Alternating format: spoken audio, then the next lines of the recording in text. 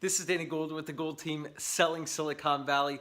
Welcome to another video. In today's video, I'm going to talk about the impact that the future of transportation is going to have on convenience and the American dream. We live in a day and age where literally you could wake up one day and the world is going to look completely, whoa, tongue twister, different than it did the day before.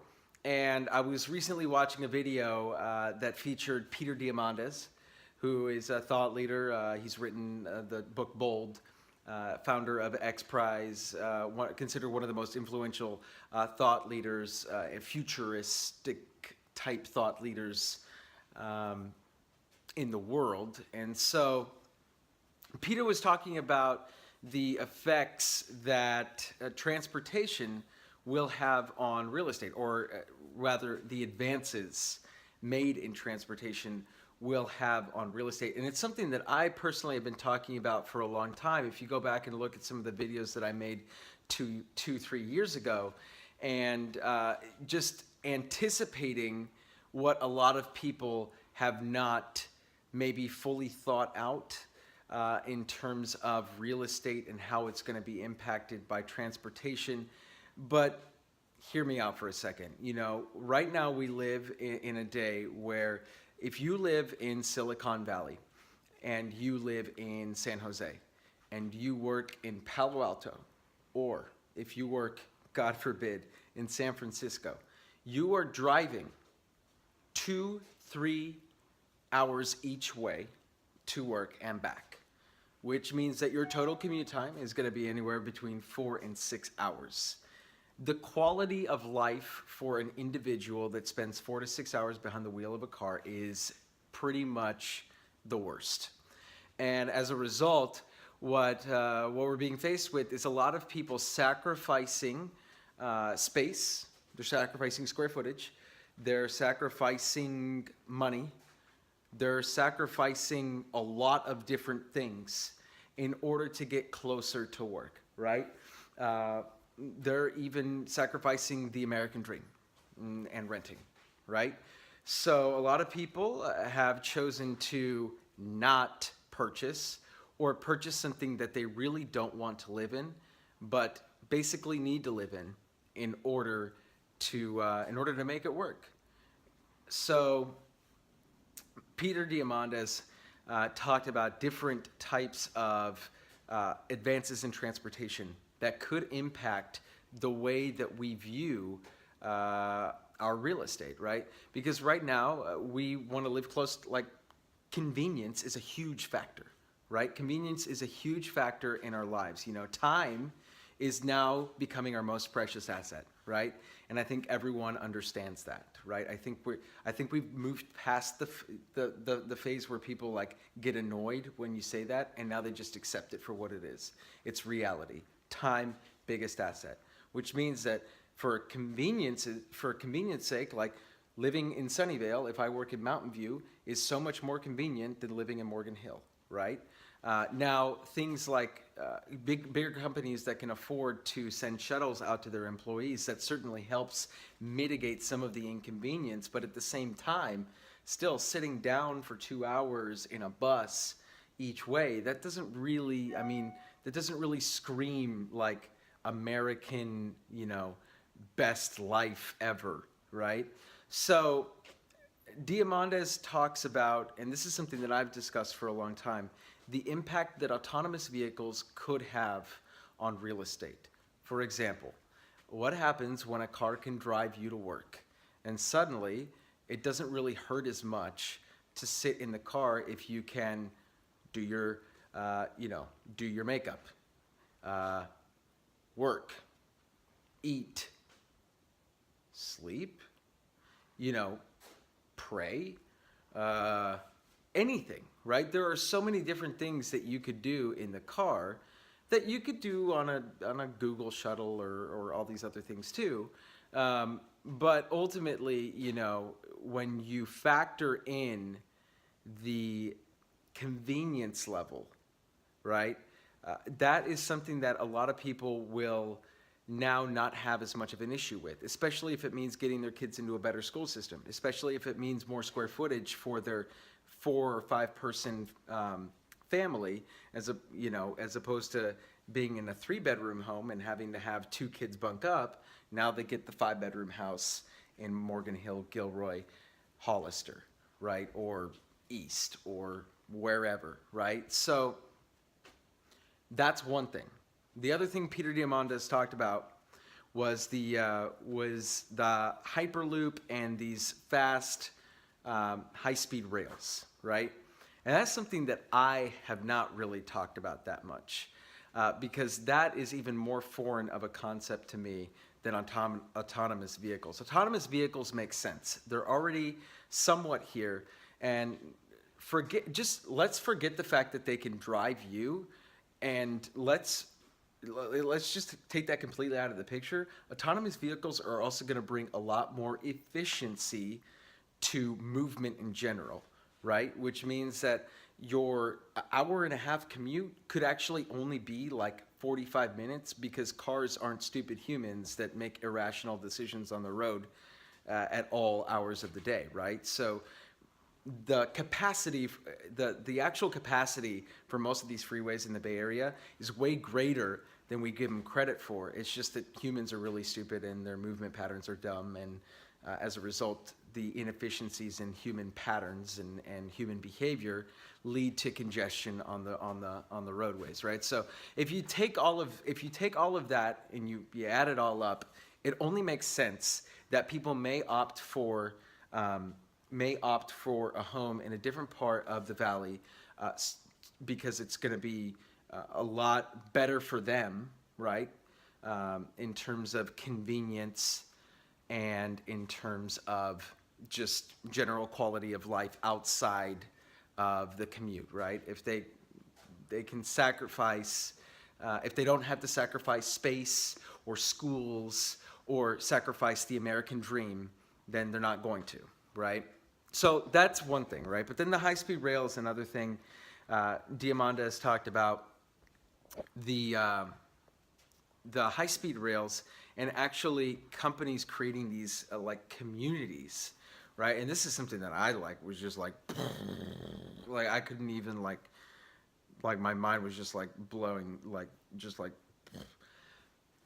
what if he's talking about companies creating these micro communities, right?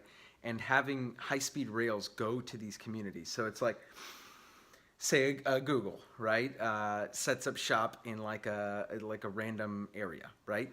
And then they have like 3 or 4 mini communities like in random areas. But these communities are like little towns, right? And then like each town has like a little high-speed rail that goes into Google, but like the towns are maybe 300 miles away, but like you could just like that in 5 minutes or 10 minutes or whatever, 30 minutes, walk from your house to the high-speed rail, get on the high-speed rail, zip on into work, get off, walk into the office, be there, and that's that. That's crazy to me. Like that's insane. And I think it should really make you stop and think, what does this mean for real estate prices? It's a fascinating thought. It's a fascinating question, and I don't even know if I have the answer. But I do have a feeling that the economic theory of supply and demand will certainly play a role. If the demand is no longer as high for some of these high-ticket real estate areas, because commute is no longer a factor. And don't get me wrong, it's not like commute is the only reason why the real estate prices, especially in places here in the valley, are so high. There are other reasons too. For instance, I think one of the biggest reasons a lot of these areas are so inflated right now is the prestige, right? And so I think there will always be a certain level of that inherent in the system, at least for the foreseeable future, you know, we can't look that far into the future, but for the foreseeable future at least, I do feel like a lot of those, you know, prestigious areas will continue to hold their value. But what happens in 30 years? You know, what happens in 40 years? What happens in 50 years? And when, you know, when things look so different, things look so different than they look today. I don't know if you can bank on real estate appreciating at the same rate that it has up to this point. So when, you know, people talk about, oh, real estate like being the most amazing asset ever, it's amazing. It is. Don't get me wrong. Like, I sell real estate. Look, selling Silicon Valley. It's like, it's my job to, well, not my job, but like it behooves me to speak, you know, highly of real estate. I just don't know where this takes us, right? Where this new technology takes us, because there are so many unknowns. Obviously, there is only so much Earth, right? Like, there's only so much of that on the planet. And so it's a precious resource, don't get me wrong.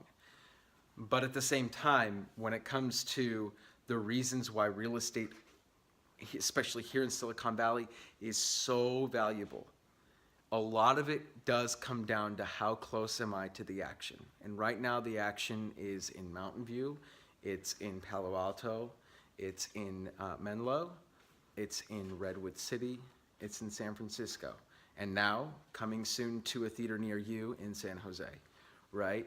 Now, that's 2020, right? Now, what does it look like in 2030? You know, 2040? Do these companies get wise, pack their bags up, go to a state that doesn't charge, you know, that has a lot more tax incentives, and then get their get their employees to zip in via bullet train? Could be, you know, could be. Another thing Diamandis talked about was the evolution of the flying car, which apparently is like a thing. Like, apparently the Jetsons, like, they were a little off on their timeline, but that might be a thing too. So there are so many different, like, my head was spinning. Like, I get like this, right, when my head is spinning, but I think the reason that I'm making this video is I just want to plant the seed in your head, because I don't want to be the guy that in 20, 30 years says, oh man, you know, like, of course, right? Like, yeah, I thought about that. Like, I just want this to be my stake in the ground, be like, hey, look, you know, I'm planting the seed right now. I've already talked about this before, but I really want to hear from my LinkedIn community. I want to hear from everybody out there, my YouTube fans, my Facebook group. Everybody in my ecosystem is going to see this video, and what I really want to hear from you is, what are your thoughts? You know, it's today is May 31st, 2018, and we've only just begun. You know, we've only just begun, and I'm really excited to see what the future holds in store. And I think that for the time being, real estate is super safe, you know, for the time being. It'll always be a safe bet, right? Over the long term. But I'm just wondering what 30, you know, what Palo Alto 2058 looks like in terms of prices. And does it continue to hold its same prestige, or do other areas begin to overtake it because you can build these much fancier, crazier, more amazing communities and locations in rural areas that were not even developed before, but now with the evolution of technology, you can get from there to Mid-Peninsula in like less than an hour while you're eating, doing your makeup, doing this, doing that. I mean, the possibilities are literally endless. And for me, it's a very exciting time. And I'm super pumped to engage with all of you in this conversation. So leave your comments down below. I want to engage with you. I want to hear what your thoughts are. And let me know if you want. I'm also, like, I have a podcast that I've already started, and I would love to have some guests on here on that podcast that talk about this stuff with me. So if you know of anybody that would be interested in being on that, link them down below too, and would love to chat and make a little podcast. All right, guys. So that's pretty much it. I'm gonna sign off for right now. That's my little 15-minute rant for the day. I want to thank every single one of you for watching. And again, it's Danny Gould with the Gould team, selling Silicon Valley. And I'll catch every single one of you in the next video.